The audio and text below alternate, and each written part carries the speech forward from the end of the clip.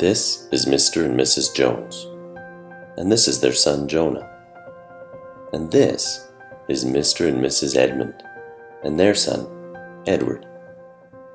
Edward and Jonah were born on the exact same day. But that's where the similarities end, because Jonah, unlike Edward, didn't fare so well in the Postal Code lottery.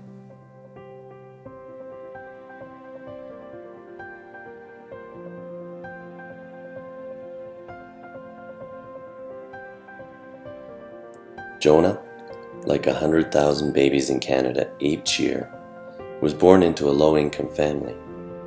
And given what we know about birth rates in Canada, that corresponds to roughly 1 in 4 babies who are in the same boat. Which means that Jonah has a much higher chance than Edward of being born prematurely or with a low birth weight.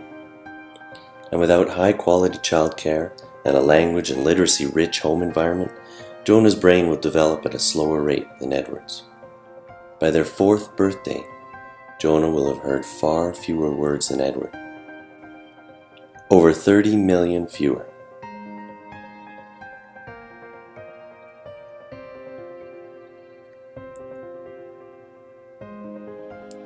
Unless reading, singing, talking, and playing in Jonah's household will mean his language skills will be slower to develop. Upon entering kindergarten, Jonah will be like 28% of typically developing children in Alberta, behind his peers in language and literacy skills. Starting school won't necessarily help Jonah catch up either, because for reasons ranging from poorer health to transportation and housing problems, or parents too embarrassed to send Jonah to school because they can't afford to pack him a lunch, Jonah will often be absent from school. And during summer holidays, don't expect Jonah to catch up with his peers because his parents aren't able to send him to summer camp or take him to the library or to the zoo. In fact, the achievement gap between Edward and Jonah will actually continue to widen over the summer, especially in reading. Edward's reading scores may even improve slightly over the summer, while Jonah's will show a significant loss. This will mean that by the end of grade 3, when children transition from learning to read to reading to learn, Jonah's development will be lagging 2.5 years behind Edward's. And children that have not become on-level readers by age 8 are unlikely to ever catch up and are at the risk of many undesirable outcomes.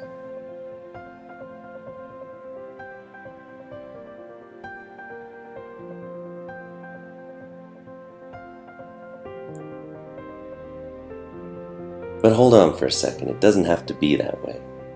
There is help out there for Jonah and his parents.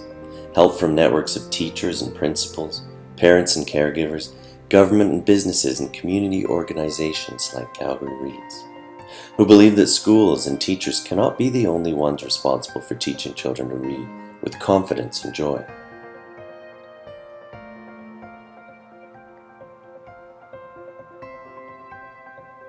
And that it takes a whole community to raise a reader.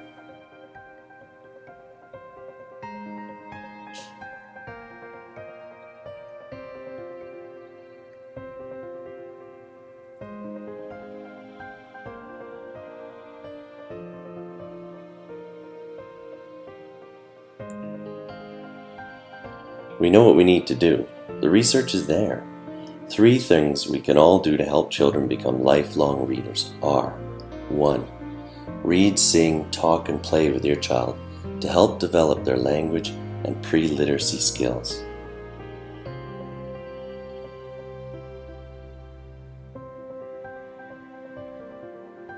2. Create a home environment that is supportive of reading.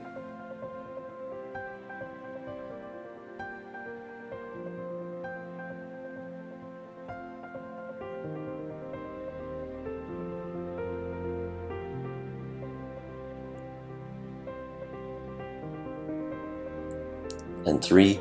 Just read.